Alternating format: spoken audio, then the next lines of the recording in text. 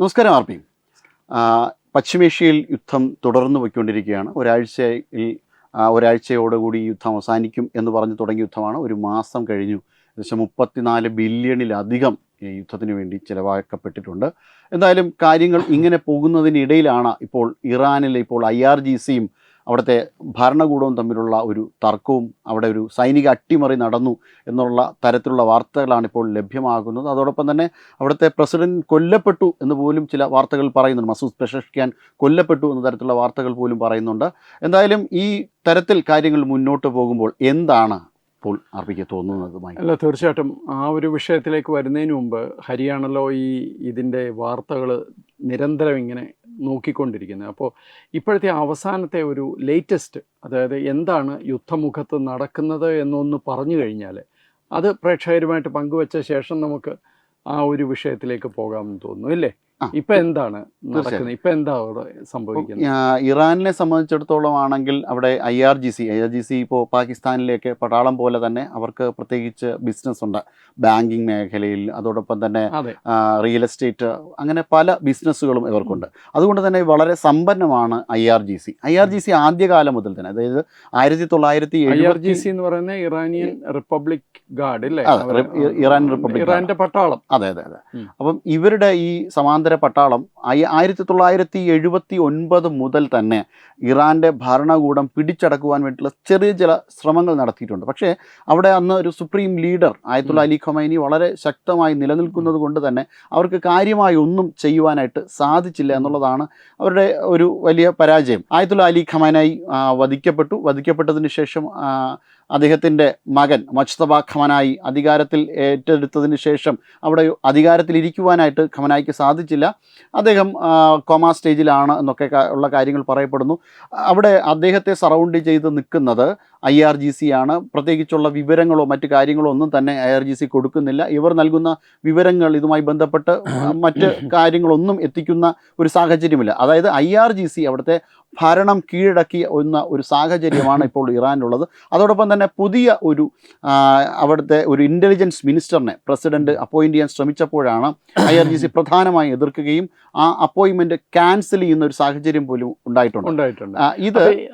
ഇത് മുമ്പ് ഇങ്ങനൊരു സാഹചര്യം ഉണ്ടാവുമായിരുന്നില്ല. കാരണം അവിടുത്തെ ഭരണകൂടം സുപ്രീം ലീഡർ തീരുമാനിക്കുന്ന പ്രസിഡന്റാണ് ഇത്തരം അപ്പോയിൻമെൻറ്റ്സ് ഒക്കെ നടക്കുന്നത്. അതിനെ റദ്ദ് ചെയ്യുന്ന സാഹചര്യം അതൊരു അട്ടിമറി തന്നെയാണ് എന്നുള്ളതാണ് ഇപ്പോൾ ലഭിക്കുന്ന വാർത്ത. അപ്പോൾ ഇത് സത്യമാണെങ്കിൽ, ഇപ്പം യുദ്ധം നടക്കുമ്പോൾ പൂർണ്ണമായ സത്യമായ വാർത്തകളൊന്നും പുറത്തു വരാനുള്ള സാധ്യത കുറവാണ്.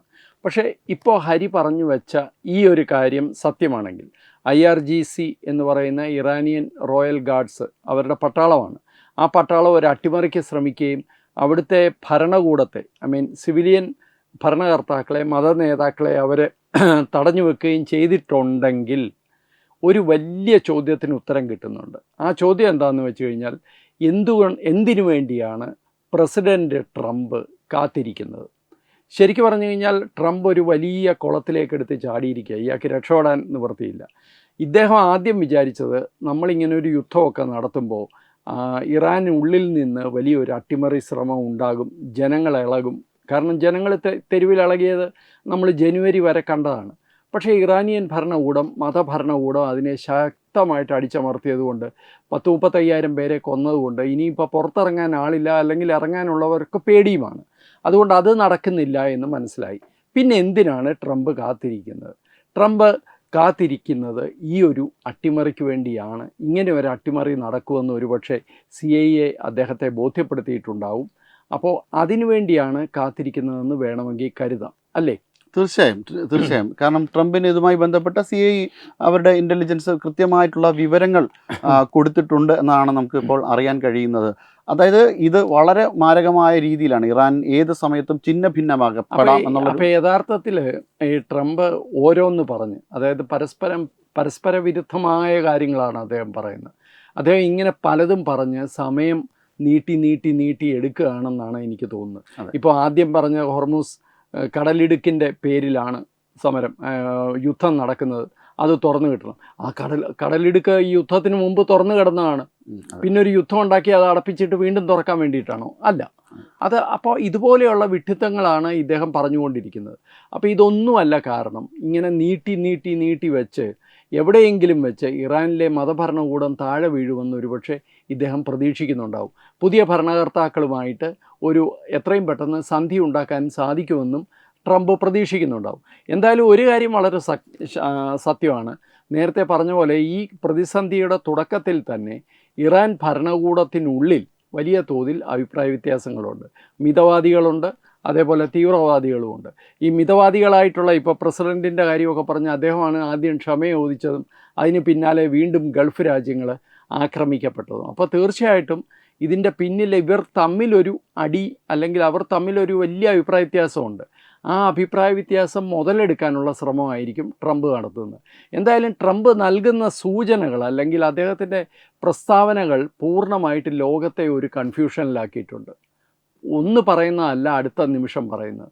ഇപ്പോൾ ഏറ്റവും അവസാനം പറഞ്ഞിരിക്കുന്നത് ഞങ്ങൾക്ക് ഹോർമൂസ് കടലിടുക്ക് തുറന്നില്ലെങ്കിലും വേണ്ടില്ല, ഞങ്ങൾക്ക് ഇറാനുമായിട്ട് ഒരു സമാധാന ചർച്ച ഇല്ലെങ്കിലും വേണ്ടില്ല, ഈ യുദ്ധം ഒരാഴ്ചയ്ക്കുള്ളിൽ അവസാനിക്കുമെന്നാണ് പറയുന്നത്. അപ്പോൾ ഇങ്ങനെ പല കാര്യങ്ങൾ പല സമയത്ത് പറഞ്ഞുകൊണ്ടാണ് ട്രംപ് ലോകത്തെ കൺഫ്യൂഷനിലാക്കുന്നത്. എനിക്ക് ട്രംപ് വെറും വിഡ്ഢിയാണെന്ന് ഒരിക്കലും തോന്നിയിട്ടില്ല. അദ്ദേഹം പലപ്പോഴും ഇത്തരം കാര്യങ്ങളൊക്കെ ചെയ്യുന്നത് കൃത്യമായ ഒരു അജണ്ട സെറ്റ് ചെയ്തിട്ടാണ്. പക്ഷേ ഇത് ട്രംപിനും അമേരിക്കയ്ക്കും വലിയ നഷ്ടവും ദോഷവുമാകുമെന്നാണ് എൻ്റെ വിശ്വാസം. തീർച്ചയായും ആർപി പറഞ്ഞത് വളരെ സത്യമാണ്. കാരണം ഈ 34 ബില്യണിലധികം ചിലവായപ്പോൾ തന്നെ അമേരിക്കയിൽ നിന്ന് പ്രത്യേകിച്ചും ഡെമോക്രാറ്റ്സിൽ നിന്ന് വലിയ രീതിയിലുള്ള വിമർശനമാണ് ട്രംപ് കേട്ടുകൊണ്ടിരിക്കുന്നത്. പക്ഷേ ഡെമോക്രാറ്റ്സിന് ഒരു ശത്രു രാജ്യം എന്നതുപോലെയാണ് ഇപ്പോൾ ട്രംപ് കാണുന്നത്. പക്ഷേ അവിടുത്തെ ജനതയിൽ 25% പിന്തുണ മാത്രമാണ് ട്രംപിന് ഇപ്പോൾ ഉള്ളത്. ഇനി ട്രംപ് ഇറാനിൽ ഇപ്പോൾ നടക്കുന്ന യുദ്ധത്തിൽ ഇവിടെ 2 ഭാഗങ്ങളായിട്ട് പിരിയാനൊരു സാധ്യതയും കൂടെ ഉണ്ടാക്കി കൊടുത്തിട്ടുണ്ട്. അതായത് IRGC ഒരു രീതിയിലും ചർച്ചകളിലൊന്നും ഉൾക്കൊള്ളിക്കുന്നില്ല. അവിടുത്തെ ഭരണകൂടത്തോടും അതായത് മിതവാദികളോട് മാത്രമേ ട്രംപ് ചർച്ച നടത്തുന്നുള്ളൂ. അപ്പോൾ ചർച്ചയിൽ നിന്ന് IRGC ഒഴിവാക്കുമ്പോഴേക്കും ഈ കാര്യങ്ങളെ കൂടുതലായി കൺട്രോൾ ചെയ്യുന്ന IRGC ആയതുകൊണ്ട് തന്നെ അവരിതിനെ എതിർക്കും. ട്രംപ് പറയുന്ന എല്ലാ കാര്യത്തിനെയും നിരാകരിക്കുകയും ചെയ്യുന്ന ഒരു സാഹചര്യം കൂടി അവിടെയുണ്ട്. അപ്പോൾ ആ ഒരു രീതിയിൽ ഈ പ്രശ്നം കൂടുതൽ സങ്കീർണമാകാൻ ട്രംപ് തന്നെ അല്ലെങ്കിൽ അമേരിക്ക തന്നെ ഒരു കാരണമാകുന്നുണ്ട്. ഈ നമ്മൾ നേരത്തെ പറഞ്ഞ പോലെ ഇസ്രായേലാണ് യഥാർത്ഥത്തിൽ ഇതിൻ്റെ പിന്നിലുള്ള ശക്തി എല്ലാവർക്കും അറിയാം. ഇസ്രായേലിന് മാത്രമേ ഒരു യുദ്ധം നടത്താനുള്ള ശരിക്കും പറഞ്ഞു കഴിഞ്ഞാൽ അതിനൊരു കാരണമുള്ളൂ. അപ്പോൾ ആ അർത്ഥത്തിൽ നോക്കിക്കഴിഞ്ഞാൽ ഇസ്രായേൽ വിജയിച്ചിട്ടുണ്ട്. കാരണം ഇവരുടെ ഒരു മിസൈൽ ശേഖരം അവരെ ഛിന്നഭിന്നമാക്കുക. ഇറാനിൽ ഞാൻ മനസ്സിലാക്കുന്ന ടെഹ്റാനിലൊരു ബിൽ ബോർഡ് വരെയുണ്ട് ഇല്ലേ, അതായത് കൗണ്ട് ഡൗൺ ക്ലോക്ക്.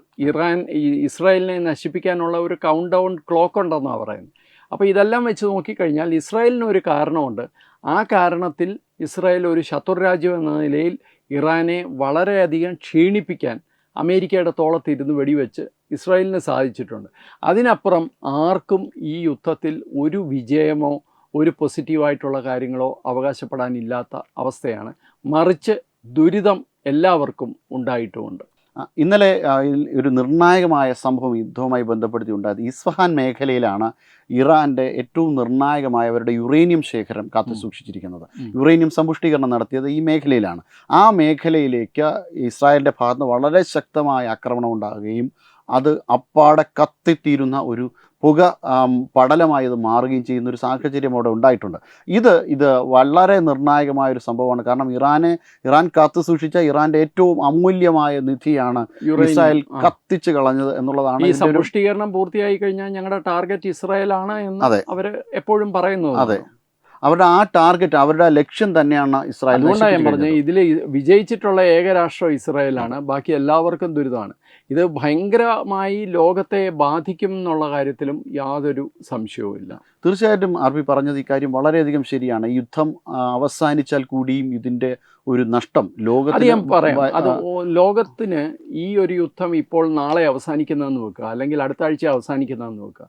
പക്ഷേ ഇത് ലോകത്തുണ്ടാക്കുന്ന പ്രത്യാഘാതങ്ങൾ വളരെ കൂടുതലാണ്. ഇപ്പോൾ തന്നെ 70% കൂടുതൽ വില ഉണ്ടായിട്ടുണ്ട്, വില വർധനവുണ്ടായിട്ടുണ്ട്. ജെറ്റ് ഫ്യൂവല്, അതേപോലെ നാച്ചുറൽ ഗ്യാസ്, ഇതുപോലെയുള്ള കാര്യങ്ങൾക്ക്. അതേപോലെ 50% താഴെ കൽക്കരിക്ക് വില കൂടിയിട്ടുണ്ട്, യൂറിയയ്ക്ക് വില കൂടിയിട്ടുണ്ട്, ഫെർട്ടിലൈസേഴ്സ് വളങ്ങൾക്ക് വില കൂടിയിട്ടുണ്ട്, പാം ഓയിൽ, റൈസ്, മെഡിസിന്. അങ്ങനെ ലോകത്തുള്ള അത്യാവശ്യം മനുഷ്യന് ജീവിക്കാൻ വേണ്ട എല്ലാ സാധനങ്ങൾക്കും വില കൂടുന്ന അവസ്ഥയാണ്. ഈ വിലയൊക്കെ തിരിച്ച് പഴയതുപോലെ ആകാനുള്ള സാധ്യത വളരെ കുറവാണ്. അറ്റ്ലീസ്റ്റ് സമയമെടുത്താണെങ്കിൽ മാത്രമേ അങ്ങനെ ഒരു സാധ്യതയുള്ളൂ. യുദ്ധം തീർന്നു എല്ലാം പഴയ പോലെ ആവില്ല. ഇത് വിലവർദ്ധനവിൻ്റെ വിഷയമാണ്. ഇനി രണ്ടാമത്തെ ഒരു കാര്യമുണ്ട് ഹരി. ഈ UAE ഉൾപ്പെടെ ഉള്ള ഗൾഫ് രാജ്യങ്ങളാണ്. ഈ രാജ്യങ്ങളൊരു സ്വപ്ന സമാനമായ ജീവിതമായിരുന്നു ആ രാജ്യങ്ങളിലുണ്ടായിരുന്നത്. അവിടെ ഈ ചുറ്റും നടക്കുന്ന ഒരു സംഘർഷവും അവരെ ബാധിക്കാത്ത തരത്തിൽ എല്ലാവരുടെയും ഒരു ശ്രദ്ധയും പ്രൊട്ടക്ഷനും ഉണ്ടായിരുന്നു. അതാണ് ഇറാൻ ഇപ്പോൾ തകർത്തിരിക്കുന്നത്. പഴയതുപോലെ ഈ ഗൾഫ് രാജ്യങ്ങൾ ഇന്നിപ്പോൾ നമ്മൾ സംസാരിക്കുമ്പോഴും ഖത്തറിലും കുവൈറ്റിലും ഒക്കെ ഇറാൻ്റെ ആക്രമണം ഉണ്ടായിട്ടുണ്ട്. അപ്പോൾ ശരിക്കും പറഞ്ഞു കഴിഞ്ഞാൽ ഈ ഗൾഫ് രാജ്യങ്ങളുടെ സുരക്ഷിതത്വത്തെ സംബന്ധിച്ചൊരു വലിയ ചോദ്യചിഹ്നമുണ്ട് എന്ന് മാത്രമല്ല, അമേരിക്ക ഇവർക്ക് കൊടുത്തിരിക്കുന്ന ഗ്യാരണ്ടിയിൽ ഇപ്പോൾ ഈ രാജ്യങ്ങൾക്കും അതിലെ വിശ്വാസം നഷ്ടപ്പെട്ടു എന്നുള്ളതാണ് അതിനകത്തെ ഏറ്റവും പ്രധാനമായ രണ്ടാമത്തെ കാര്യം. പിന്നെ നേരത്തെ ഹരി തന്നെ പറഞ്ഞ പോലെ ട്രംപിൻ്റെ ഒരു ക്രെഡിബിലിറ്റി, ട്രംപ് ഒരു രാഷ്ട്രീയ നേതാവെന്നുള്ള നിലയിൽ, അമേരിക്കൻ പ്രസിഡൻ്റ് എന്നുള്ള നിലയിൽ അദ്ദേഹത്തിൻ്റെ വിശ്വാസ്യത പൂർണ്ണമായിട്ട് തകർന്നിട്ടുണ്ട്. അദ്ദേഹത്തിൽ ഇനിയും ഒരു യൂറോപ്യൻ സഖ്യകക്ഷിയും അദ്ദേഹത്തെ സഹായിക്കാനോ അല്ലെങ്കിൽ അദ്ദേഹത്തിൽ വിശ്വാസം അർപ്പിച്ച് ഒരു കാര്യവും ചെയ്യാൻ പോകുന്നില്ല. യഥാർത്ഥത്തിൽ നാറ്റോ എന്ന് പറയുന്ന ആ ഒരു സ്ട്രാറ്റജിക് അലയൻസിനെ ട്രംപ് ഒറ്റയടിക്കില്ലാതാക്കിയിട്ടുണ്ട് ഇതോടുകൂടി. ഇനി അതൊരിക്കലും പഴയതുപോലെ ആവുന്നില്ല. ഇനി ഇതിലെ ഏറ്റവും രസകരമായ കാര്യം റഷ്യയുടെ മൗനമാണ്. റഷ്യ വളരെ മിണ്ടാതിരുന്ന്, അല്ലെങ്കിൽ ട്രംപ് ബഹളം വെക്കുമ്പോഴും റഷ്യ മിണ്ടാതിരിക്കുന്നത് ഇനിയും വരാനും ഇരിക്കുന്ന ഒരു പവർ ഇക്വേഷൻ്റെ ഒരു എന്താ പറയുക, ശാക്തിക ചേരിയുടെ ഒരു സൂചനയാണ് എന്നാണ് എനിക്ക് തോന്നുന്നത്. തീർച്ചയായിട്ടും അത്തരത്തിൽ തന്നെയാണ് കാര്യങ്ങൾ മുന്നോട്ട് പോകുന്നത് എന്നുള്ളതാണ് വസ്തുത. ഈ ഒരു പവർ സ്ട്രാറ്റജിയിൽ അമേരിക്ക താഴെ പോകാൻ പ്രത്യേകിച്ചും ഇത് വലിയ നഷ്ടമാണ് അമേരിക്കയ്ക്ക് വരുത്തി തീർത്തത്. വലിയ നഷ്ടമാണ്. ലോക പോലീസ് അല്ലെങ്കിൽ ലോകത്തിൻ്റെ സംരക്ഷകർ എന്ന് ഇപ്പം അമേരിക്കക്കാർക്ക് തന്നെ മനസ്സിലായിട്ടുണ്ട്. അവർക്കൊരു യുദ്ധം അത്ര പെട്ടെന്നൊന്നും ജയിക്കാൻ പറ്റില്ല. ഈ പറയുന്ന പോലെ അമേരിക്കയെ ഒരിക്കലും ആക്രമിക്കാൻ പറ്റില്ല, അല്ലെങ്കിൽ അമേരിക്കയെ തകർക്കാൻ പറ്റില്ല എന്നൊക്കെയുള്ള ഒരു അഹങ്കാരം അമേരിക്കയിലെ സാധാരണക്കാരിൽ എത്തിക്കാൻ അവർക്ക് സാധിച്ചിട്ടുണ്ടായിരുന്നു. പക്ഷേ ഇപ്പോഴങ്ങനെയല്ല. അത് വലിയൊരു വ്യത്യാസം, ആ ഒരു ആത്മവിശ്വാസത്തിൽ ഒരു വലിയ വ്യത്യാസം വന്നിട്ടുണ്ട്. അതുകൊണ്ട് തന്നെയല്ലേ കഴിഞ്ഞ ദിവസം നടന്ന റാലികളിൽ ഇത്രയും ലക്ഷക്കണക്കിന് ജനങ്ങൾ അവിടെ പങ്കെടുത്തത്. അപ്പോൾ അമേരിക്കക്കാർക്കും അതിൻ്റെ എന്തായാലും ലോകത്തെ ആകെ പിടിച്ചു കുലുക്കി, ലോകത്തെ മുഴുവൻ അസ്ഥിരമാക്കി, ലോകത്തെ സാധാരണക്കാരായ ജനങ്ങളുടെ ജീവിതം തന്നെ വലിയ ദുരിതത്തിലാക്കിയ ഒരു സാഹസത്തിനാണ് ഇവർ പുറപ്പെട്ടത്. അത് എന്തായാലും ഇനിയും വരും ദിവസങ്ങളിൽ എത്രയും പെട്ടെന്ന് അവസാനിക്കട്ടെ എന്ന് മാത്രം നമ്മൾക്ക് ഇപ്പോൾ ആഗ്രഹിക്കാം. നമസ്കാരം. HIV അണുബാധ സന്തോഷപൂർണമായ ഒരു ജീവിതത്തിന് തടസ്സമല്ല. HIV അണുബാധയ്ക്ക് ഫലപ്രദമായ ചികിത്സ ഇന്ന് ലഭ്യമാണ്. ഇതിന് യഥാസമയം അണുബാധ കണ്ടെത്തുന്നതും കാലേക്കൂട്ടി ചികിത്സ നടത്തേണ്ടതും അത്യാവശ്യമാണ്. സൗജന്യമായ ചികിത്സയും മാർഗനിർദ്ദേശങ്ങളും സർക്കാർ ആശുപത്രികളിലെ ART അഥവാ ഉഷസ് കേന്ദ്രങ്ങളിൽ ലഭ്യമാണ്. ആരോഗ്യ സംരക്ഷണം ഓരോരുത്തരുടെയും ഉത്തരവാദിത്തമാണ്.